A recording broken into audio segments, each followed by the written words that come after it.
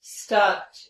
The High Court fell in grave error in holding that the suit was barred by time and ignored to appreciate that the right of the appellants to have the revenue record corrected arose when the appellants came to know about the wrong entry and the respondents failed to join the appellants in getting it corrected. The High Court was not justified in holding that mere existence of a wrong entry in the revenue records does not in law give rise to a cause of action within the meaning of Article 58 of the Schedule of the Act. The informed judgment of the High Court on the question that the suit was barred by limitation cannot be sustained.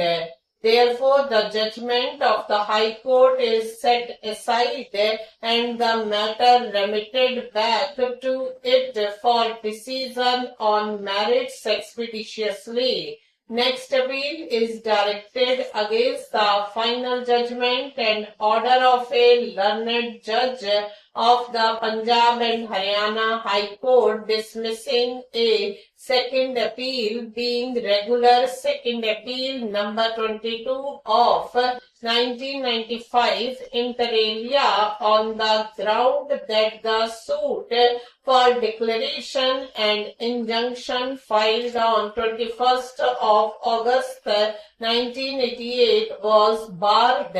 The plaintiff and the appellants were the owners and in joint possession of share in the entire land measuring about 280 canals and 8 marlas of Khevat number 31, Khatoni number 84, situated in village Ramnagar under Panchkula. The appellants and the two individuals were co-owners in the said total land. Since the appellants and the two individuals were co-owners in the said land, the said share of the land was already under mortgage with the respondents. In 1965, the respondents got their names mutated in the relevant record of rights as owners of the area purchased by them as indicated in the aforesaid sale deed. The appellants filed a preemption suit being preemption suit number 37 of 1960 in the court of the subordinate judge class 2 Panchkula against the respondents for possession of 2/3 share sold to them and got it decreed in their favor by the trial court by a judgment and decree dated 30th of November 1967. The respondents appealed against the aforesaid decision before the appellate court, namely District Judge Panchkula, who dismissed their appeal. Feeling aggrieved against the judgments of the court, a second appeal was filed. Subsequent to the dismissal of the second appeal, the appellants and the respondents compromised their dispute and such compromise was reduced in writing. According to the written compromise, the appellants were entitled to retain half of the 2/3 share of the land in dispute and the respondents were to retain the other half. The respondents admitted in their compromise deed that the appellants had taken possession of their share of land.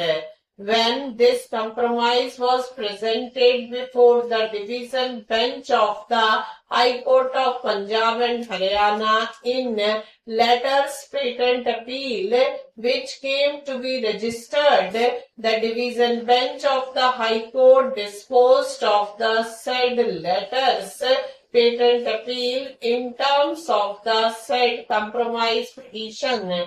Leaving aside the other facts in the present case, we may state here that a specific defense taken by the respondents in their written statement was to the effect that the suit was barred by limitation in view of Article 58 of the Act, because the suit having been filed after about 18 years of entering into the compromise by the parties in the High Court in the letters patent appeal must be filed within 3 years from the date of entering into the alleged compromise by the parties. Accordingly, the respondents alleged that the suit must be dismissed on the ground of limitation. We make it clear that since the only question involved in this appeal is relating to the question of limitation, we have not considered the other aspects of the matter in this judgment. After the parties had entered appearance and led evidence in support of their respective cases, also on the point of limitation, the trial court held inter alia that the suit was barred by limitation in view of Article 58 of the Act, as the cause of action arose in 1972.